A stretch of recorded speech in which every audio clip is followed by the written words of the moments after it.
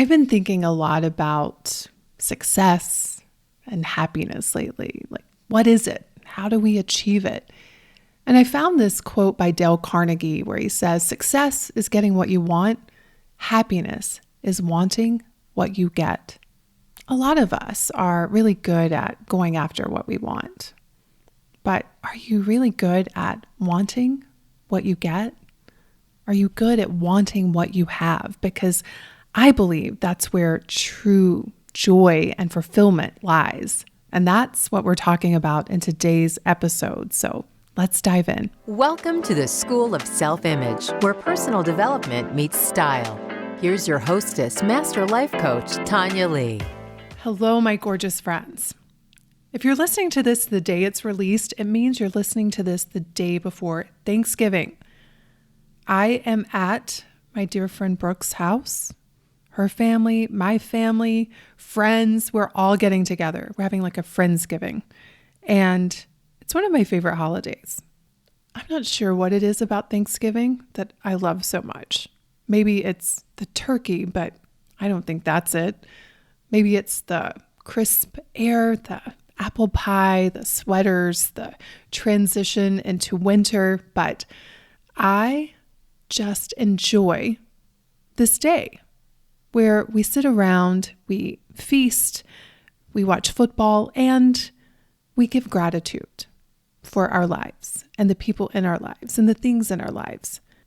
And while I would love to see gratitude be a lifestyle for all of us, not something that we wait until once a year to express, I do love having that day to remind us to stop and think about everything that we have and how much we appreciate it.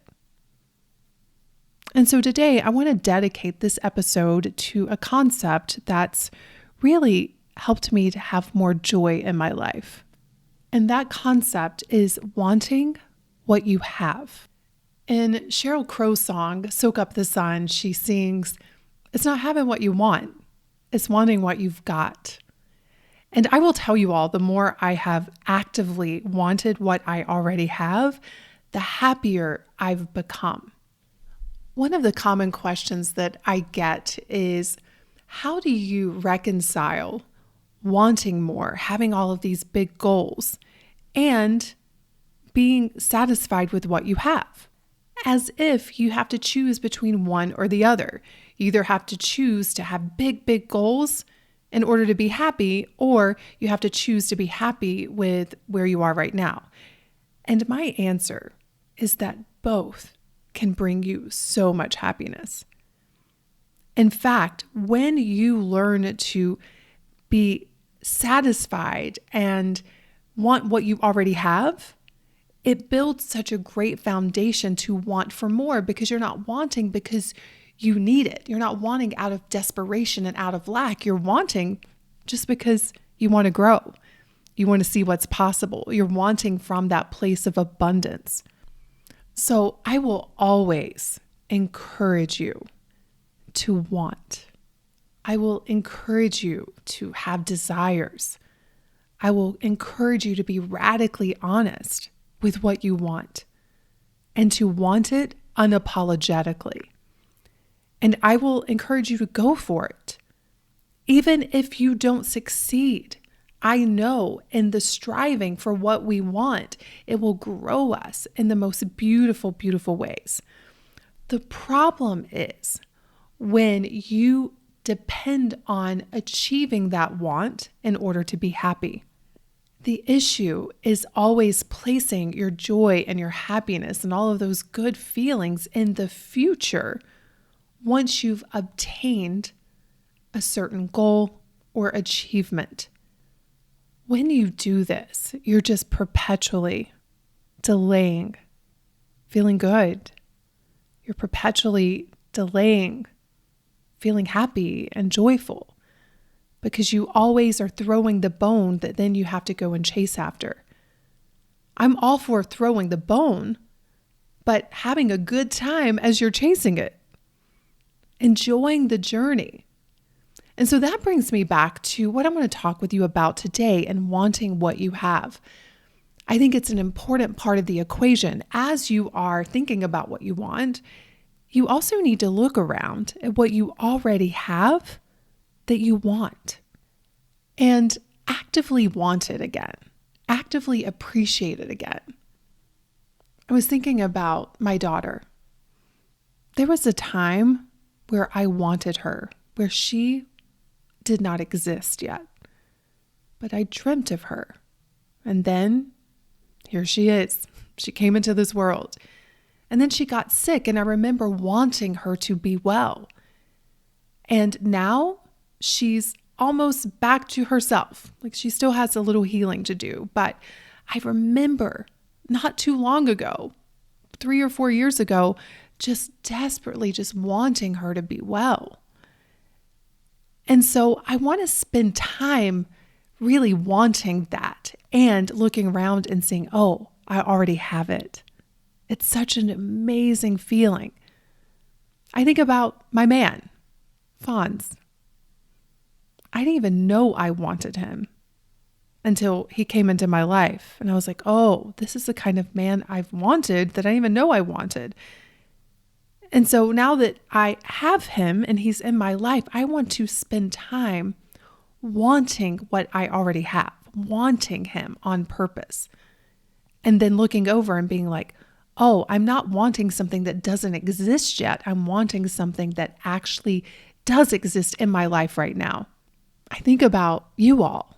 I think about my clients. And there was a time where I dreamt of being surrounded by amazing, extraordinary women that I get to work with every single week. I remember thinking about how many members that I wanted in the membership and wanting that. And now it's a reality. And what we often do is we just skip through this and we start setting the new goal. And while I'm all for it, and I want us to see us all expand and grow, whatever that looks like for us, what a shame it would be if I'm so busy trying to get new members that I fail to remember wanting the ones I already have. And really spending time appreciating and feeling that abundance of wanting something that I already have. And actively appreciating it, actively wanting it, actively creating that feeling of abundance. Do I want to grow my business? Do I want to grow my membership? 100%.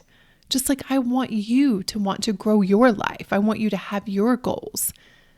But if we're always chasing the next thing without stopping and appreciating and actively wanting what we've already created, what we already have, we're going to set ourselves up to fill this constant void. Nothing will ever be enough. Always be chasing more and more and more.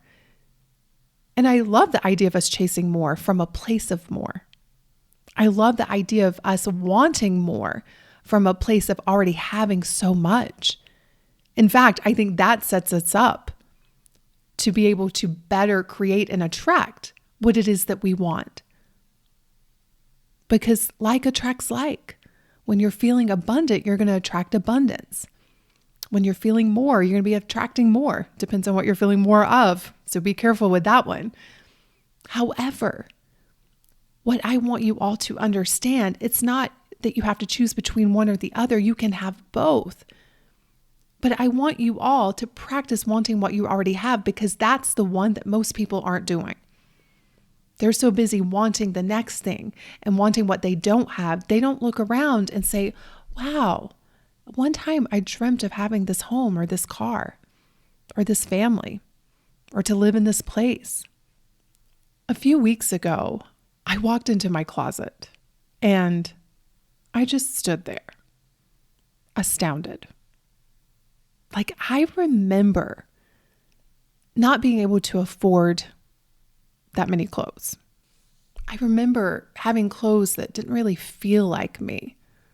I remember dreading walking into my closet.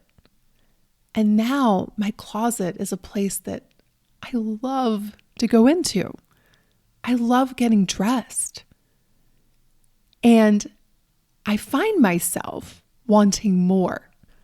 My brain is trying to convince me that I'll be so happy when I get that pair of shoes.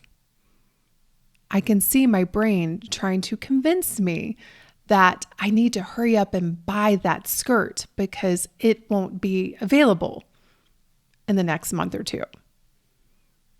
And I can see how this can play out in our lives. Always pushing us to delay our happiness and to be happy when we've bought more things and we've accomplished more goals. But I want to spend time wanting what I already have in my closet.